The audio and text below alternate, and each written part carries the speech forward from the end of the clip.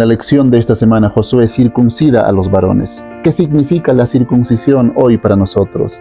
También Josué construye altares, hace sacrificios.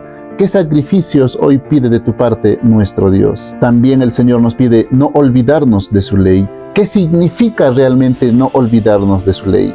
¿Y cómo es posible que nosotros nos olvidemos de su ley? Bienvenidos al repaso día por día de la escuela sabática. Mi nombre es André, así que sin más, vamos con el día domingo, el pacto en primer lugar. Debemos circuncidar nuestro corazón antes de la conquista. Miren, acá Josué hace la circuncisión a los hombres. Luego, Pablo en el Nuevo Testamento dice que la circuncisión hoy es la circuncisión de nuestro corazón. Y por eso yo te dije que debemos circuncidar nuestro corazón para conquistar algo. Entonces, permítame profundizar en esto. Sí, vamos a profundizar en esto. Entonces, Josué estaban ya por conquistar Canaán. Lo primero que imaginaríamos, cierto, es que no, Dios diría ya, agarren sus espadas, afilen sus espadas, no sé, ¿no? Pero lo que Dios hace es renovar el pacto que había quedado con Abraham, hace una renovación acá. Entonces, ¿por qué? Porque los hombres que salieron, que estaban circuncidados, habían fallecido. Estamos en el Jordán, han cruzado el Jordán y están por conquistar Canaán. Entonces, Dios, mira, yo digo así, escúchame, mira. Entonces, los hombres van a estar circuncidados. La circuncisión era el corte, ¿cierto? El corte del prepucio de los varones. ¿Y por cuánto tiempo van a estar sanando? No va a ser un día, 2 días, por lo menos mínimo 2 semanas o 3 semanas, ¿cierto? Y esas 2 o 3 semanas pudo haber venido alguien a atacarlos o cosas así, ¿cierto? Pero no, Dios no está tan preocupado por la parte militar. Dios está preocupado por la consagración de Israel para que vuelva al pacto, para que estén en el pacto. Entonces, Josué hace la circuncisión. Dios le pide que circuncide a los nuevos varones ahora, porque antes de conquistar algo, debemos de circuncidarnos. Deben de circuncidarse. Este pueblo debe de consagrarse al Señor. ¿Sí? Vamos a leer esto en Josué capítulo 5, versículos 2 y 3. ¿Okay? En aquel tiempo Jehová dijo a Josué, hazte cuchillos afilados y vuelve a circuncidar la segunda vez a los hijos de Israel. Y Josué se hizo cuchillos afilados y circuncidó a los hijos de Israel en el collado de Aralot. Entonces Dios le pide que se circunciden, que entren nuevamente en el pacto que habían quedado con Abraham. No pueden poseer la ciudad de Canaán si no están en el pacto. Y es lo mismo para ti y para mí. Si nosotros queremos entrar, cierto, en la nueva Jerusalén, allá en la tierra prometida, la Canaán celestial, si nosotros queremos entrar ahí, necesitamos circuncidarnos también. Y ese es el segundo punto que quiero tocar. ¿Qué es la circuncisión ahora para nosotros? La circuncisión ahora para nosotros es la circuncisión de nuestro corazón. Pablo lo menciona así, necesitamos circuncidarnos nuestro corazón. ¿Y qué es eso de circuncidar nuestro corazón? Negarnos a nosotros mismos. Pero vamos a entender esto. Antes de entrar a ese punto, quiero que tengamos muy en claro qué es la circuncisión hoy para nosotros. Y para eso vamos a leer 3 textos, ¿ok? Vamos a leer primero Deuteronomio capítulo 10, versículo 16. Circuncidad, pues, el prepucio de vuestro corazón, y no endurezcáis más vuestra cerviz. Circuncidad el prepucio de vuestro corazón, dice, ¿sí? Pero no está tan claro todavía, ¿sí? Vamos a hacerlo un poco más claro en el capítulo 30 y versículo 6 de Deuteronomio. Y circuncidará Jehová tu Dios tu corazón y el corazón de tu descendencia, para que ames a Jehová tu Dios con todo tu corazón y con toda tu alma, a fin de que vivas. El Señor nos promete la circuncisión de nuestro corazón. ¿Para qué? Para que lo amemos a Él. Parece que ese corazón nos está impidiendo amarlo. Por eso el Señor quiere cortar nuestro corazón, circuncidar ese corazón. ¿Pero qué es eso? Vamos a ahora aclararlo un poco más con lo que dice Pablo, ¿sí? Vamos a leer con lo que dice Pablo en Romanos capítulo 2, versículo 28 y 29, para entender realmente y sacar las lecciones, lo que Dios nos quiere decir en este día. Vamos a leer entonces Romanos 2, 28 y 29. Dice, pues no es judío el que lo es exteriormente, ni es la circuncisión la que se hace exteriormente en la carne, sino que es judío el que lo es en lo interior. Y la circuncisión es la del corazón, en espíritu, no en letra, la alabanza del cual no viene de los hombres, sino de Dios. Entonces, lo que Pablo quiere decir acá es que nos debemos nosotros circuncidarnos nuestro corazón. Allá en Deuteronomio, acá Pablo también reafirma eso. No es judíos, dice, ¿cierto? Porque ahí estaban, no, yo soy judío, que tú eres judío. No, no es judío aquel que se circuncida el prepucio como lo hacían ellos, sino es judío aquel que lo es interiormente. Tú quieres pertenecer al pueblo de Dios, necesitamos circuncidarnos interiormente. Nuestro corazón, dice, y tú y yo sabemos que nuestro corazón, como lo afirma en Jeremías 17:9, dice, nuestro corazón es engañoso. ¿Quién lo va a conocer? Nuestro corazón es malo. O sea, nos está pidiendo hoy el Señor que cortemos nuestro corazón engañoso, que cortemos, que nos neguemos a nosotros mismos, ¿cierto? Porque cuando Jesús estuvo acá, en Lucas 9:23 dijo, niégate a ti mismo y sígueme. ¿Por qué el Señor nos pide eso? Porque nosotros debemos de circuncidar nuestro corazón en lo interior, negarnos a nosotros mismos. ¿Por qué? Porque nuestro corazón solo es malo, quiere egoístamente las cosas para nosotros, todo lo quiere para nosotros, no queremos ceder un metro de terreno a nuestros hermanos, queremos que la gente nos diga gracias, sin que nos aplaudan, todo lo queremos para nosotros, y ese es el propósito, ese es lo que significa Josué. Debía circuncidar, ¿cierto?, a los varones, debía cortar todo eso, debía circuncidar eso a los varones, lo que significaba que ellos cuando se circuncidaban entraban en el pacto, en el antiguo pacto. Y ahora si tú y yo queremos entrar en el nuevo pacto, queremos entrar en esa nueva Canaán, necesitamos circuncidar nuestro corazón. Y eso es negarnos a nosotros mismos, porque nuestro corazón, de ahí salen nuestros pensamientos, nuestro corazón es engañoso. Esa naturaleza pecaminosa que tenemos, necesitamos circuncidarnos. El pacto en primer lugar. Ese es el título, por eso, de la lección del día domingo. Necesitamos poner el pacto en primer lugar. En Israel puso, Dios le pidió que realmente pongan ese pacto de Abraham en primer lugar. Hoy nos pide también que pongamos ese pacto, la circuncisión de nuestro corazón en primer lugar.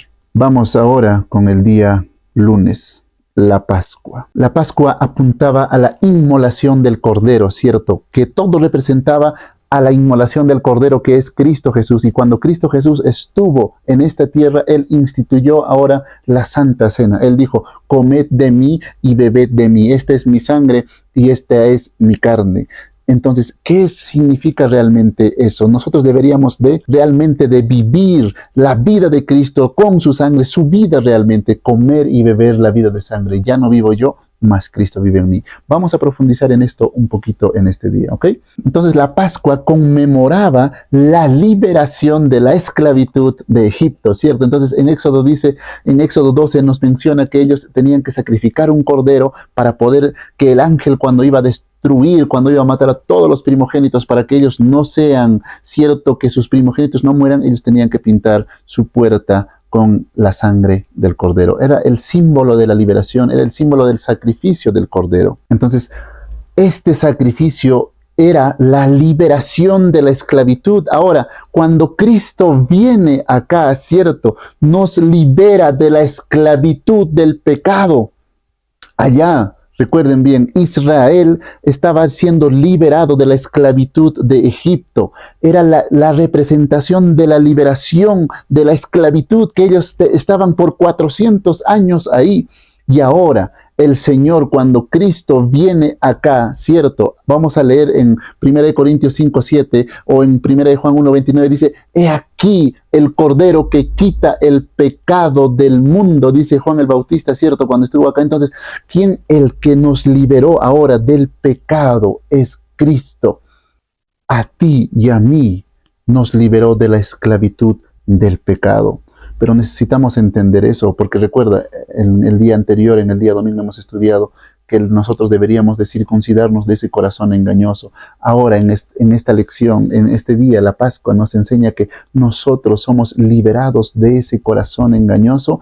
Cristo nos libera de esa esclavitud de nuestra naturaleza pecaminosa, porque recuerden, el día domingo hemos hablado que no podemos, nuestro corazón es engañoso. Entonces, pero ¿quién nos puede liberar de eso? Es Cristo quien nos libera de esa esclavitud en la que estamos, en la que estábamos, porque por fe en Cristo podemos ser liberados de esa esclavitud en la que tú y yo estamos. Vamos a leer para eso, mira, 1 Corintios capítulo 5, versículo 7. Limpiaos pues de la vieja levadura para que seáis nueva masa, sin levadura como sois, porque nuestra Pascua, que es Cristo, ya fue sacrificada por nosotros. Nuestra Pascua, dice, que es Cristo, ya fue sacrificada. Nosotros podemos ser libres en Cristo Jesús. Si tú estás luchando con algo, no estás pudiendo superar algo o incluso no estás logrando alcanzar algo, necesitamos liberación en Cristo.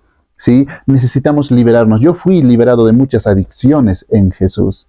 Alabado sea el Señor. Yo digo, gracias Dios. Yo busqué por mucho tiempo otras cosas, sanarme, no sé, muchas cosas para liberarme de mis adicciones en muchas otras cosas. Pero el único que me liberó de la esclavitud en la que yo estaba fue Cristo Jesús. Aferrémonos, nuestra Pascua ya fue sacrificada, pero de la liberación que más nos hizo el Señor Cristo es de la naturaleza pecaminosa que tú y yo tenemos. Vamos a leer esto, un texto más, lo que dijo Juan capítulo 1, versículo 29. El siguiente día vio Juan a Jesús que venía a él y dijo: He aquí el Cordero de Dios que quita el pecado del mundo. Nuestro Señor Jesús es aquel Cordero que quita el pecado del mundo. Es aquel Señor, es nuestro Salvador que nos quita de la esclavitud con la cual nacimos. En pecado he nacido, dijo el salmista el salmista David, ¿cierto? En pecado me concibió mi madre, ¿cierto? Entonces nacemos con esa naturaleza, con eso malo que tenemos dentro. Pero eso que está con lo que nacemos, fue Cristo quien nos liberó de eso. Y el Señor Jesús, cuando estuvo acá, instituyó la Santa Cena, partió el pan y los dio a los discípulos, repartió el vino, ¿cierto?, entre los discípulos y dijo: esta es mi carne que por vosotros es sacrificada, esta es mi sangre que por vosotros es derramada, haced esto en memoria de mí. Entonces, nosotros, la institución de la Santa Cena es: comed mi carne. Jesús dice, cierto, coman mi carne, toman mi sangre. O sea, realmente lo que nosotros debemos hacer es que Cristo viva en nosotros. Literalmente su vida debe ser la de nosotros. Ya no vivo yo, mas Cristo vive en mí. Negarnos a nosotros mismos para poder estar en Cristo, para poder entrar en el nuevo pacto. Ya no vivo yo, mas Cristo vive en mí. Y ahora quiero leer Mateo capítulo 26, versículo 29. Y os digo que desde ahora no beberé más de este fruto de la vid, hasta aquel día en que lo beba de nuevo con vosotros en el reino de mi Padre. El Señor ahora, una vez que vivimos con Él, nos dice, el Señor prometió que no va a tomar nuevamente del fruto de esa vid hasta estar con nosotros. El Señor nos está esperando. El Señor nuevamente contigo y conmigo vamos a beber con nuestro Salvador nuevamente el fruto de la vid. Eso podemos afirmarlo, ¿cierto?, en las cenas del Cordero. Vamos a leer como último texto en este día el Apocalipsis capítulo 19, versículo 9. Y el ángel me dijo: escribe, bienaventurados los que son llamados a la cena de las bodas del Cordero. Y me dijo: estas son palabras verdaderas de Dios. Vamos a tomar nuevamente ese fruto de la vid. Vamos a brindar nuevamente con nuestro Señor allá en las cenas del Cordero. Vamos ahora con el día martes, altares de renovación. Josué construye un altar y hace obviamente sacrificios, ¿cierto? ¿Y qué sacrificios podemos darle hoy a Dios, a nuestro Dios? ¿Qué podemos darle hoy? Si todo es de Él, nuestra vida es de Él, el tiempo es de Él, la respiración, si todo es de Él, ¿qué sacrificios podemos hoy entregarle a nuestro Dios? ¿Te gustaría darle algo a nuestro Dios? ¿Pero qué podemos darle si todo es de Él, nuestra vida? Yo decía anteriormente, te entrego mi vida, pero después llegué a cuenta y me di cuenta que incluso mi vida ya le pertenece a Él, porque Él me da la vida, Él me da el tiempo, todo. Entonces vamos a profundizar en esto, ¿sí? Josué capítulo 8, versículo 30 y 31 menciona que Josué construye un altar. Vamos a leerlo, ¿te parece? Vamos a leer Josué 8, 30 y 31. Entonces Josué edificó un altar a Jehová Dios de Israel en el monte Ebal, como Moisés, siervo de Jehová, lo había mandado a los hijos de Israel, como está escrito en el libro de la ley de Moisés, un altar de piedras enteras, sobre las cuales nadie alzó hierro, y ofrecieron sobre él holocaustos a Jehová y sacrificaron ofrendas de paz. Josué construye un altar, ¿cierto? Y hay un detalle que me encanta ahí, que dice que no fue tocado por hierro, o en otras palabras, no fueron piedras labradas, o sea, no partieron la piedra y encajaron bien bonito el altar, no, o sea, pusieron las piedras literalmente, y ahí ofrecieron la ofrenda de paz, o sea, el cordero. ¿Qué significa esto? O sea, que no puede ser nuestra salvación por nuestras propias obras. No pudo haber tocado el hierro, ¿cierto? No labraron, no partieron las piedras, sino que el que ese cordero fue acepto ante Dios, esos sacrificios fueron aceptos ante Dios porque simplemente fue el mismo cordero, nuestro Señor Jesús, es mediante él que somos aceptos ante Dios. No fue labrado el altar con hierro, no fue cortado, no fue labrada esas piedras, sino que simplemente pusieron las piedras, el altar, y ahí ofrecieron los holocaustos y los sacrificios de paz. Nuestra salvación no depende de nuestras obras, nuestra salvación depende única y exclusivamente de nuestro Salvador, el Señor Jesús. Y donde se está haciendo, el lugar hacia donde se están haciendo esto, es el monte Ebal, ¿cierto? No es que están en el monte Ebal, sino ellos estaban al medio y a un lado estaba el monte Ebal, que será considerado la parte de la maldición, ¿cierto? Moisés había dicho que eso era, desde ahí se van a hacer las maldiciones. Y ahí, en ese lado, es hecho el sacrificio, date cuenta. O sea, ese sacrificio está hecho en el mismo lugar donde debería de haber sido la maldición. Date cuenta, Cristo fue hecho maldición por nosotros. Y este monte Ebal, desde ahí Moisés dijo que iban a declararse las maldiciones. Entonces, este lugar, este momento es tan importante para nosotros porque nos está prefigurando, ¿cierto?, el sacrificio que Cristo iba a hacer.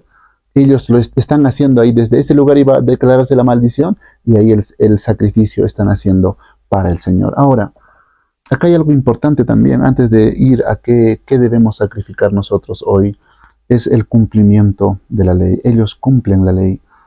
Nos damos cuenta que a pesar de que están en medio de la guerra, están en medio de la conquista, ellos cumplen la ley. Israel cumple. Dios pide que cumplen en cada momento, no solamente en nuestros momentos de paz, no solamente en nuestros momentos de desesperación. En todo momento debemos de cumplir la ley de Dios.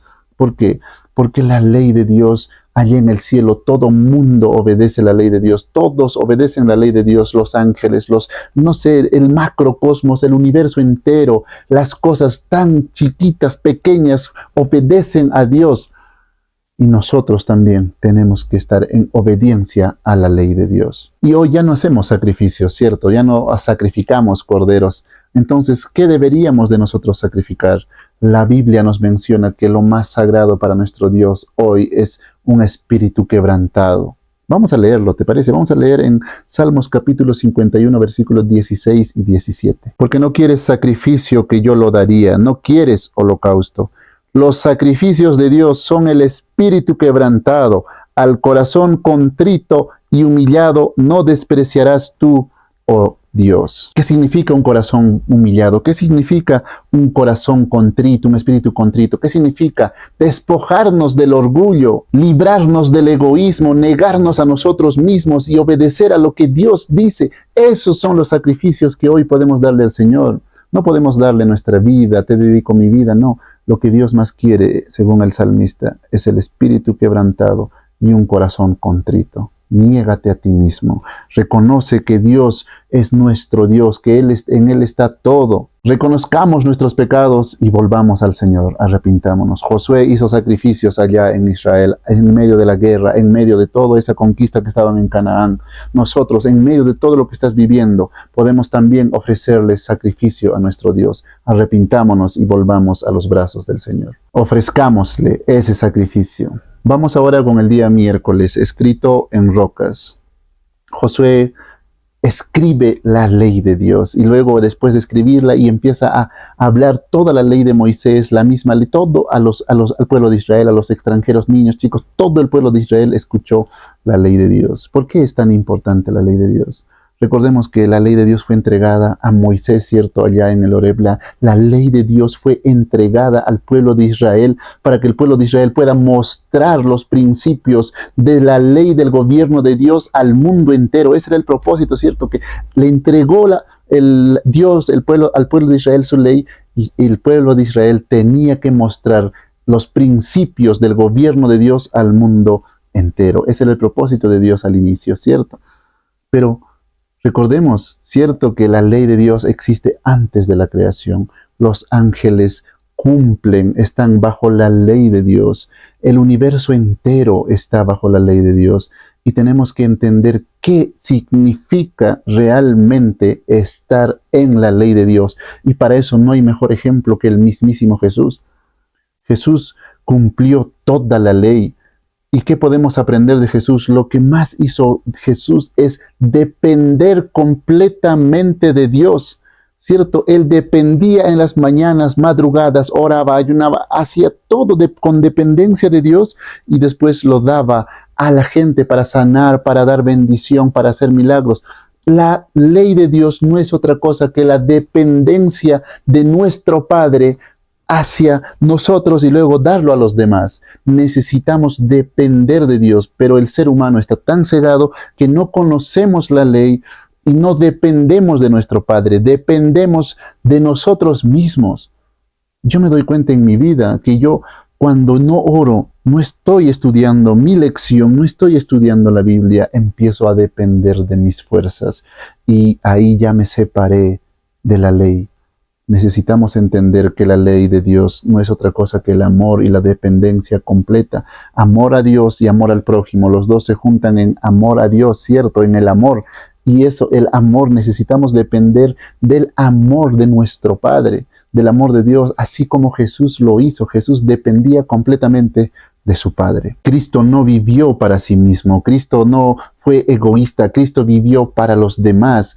Tomaba del Padre, recibía del Padre en las madrugadas, en las mañanas y luego vivía para los demás.